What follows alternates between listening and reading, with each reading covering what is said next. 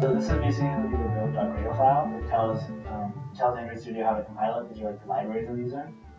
And then Android also has Android manifest, which is packaged with the app. It tells it like all of the activities and services you're running.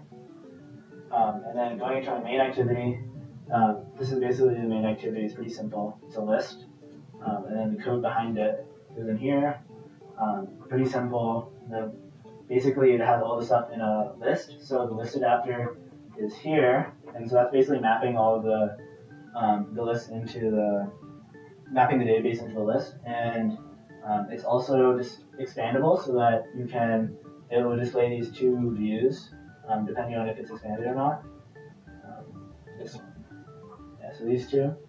And then the kind of how it gets the data is I have this alarm helper activity, which does various functions on the alarm. This has to kind of be rewritten. This is the alarm data source. So this is what interacts with the SQLite database. And then this is basically just defining the SQLite database. And then I have my XML for my create alarm activity. It has the Google Maps fragment, all that stuff.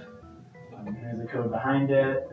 Again, pretty simple. It has to connect to Google Play services, so that's what some of the code is for.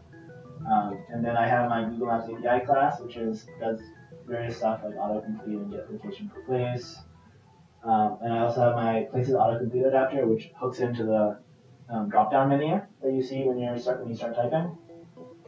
And then I have in the back end, I have an alarm service, which is basically going to run periodically.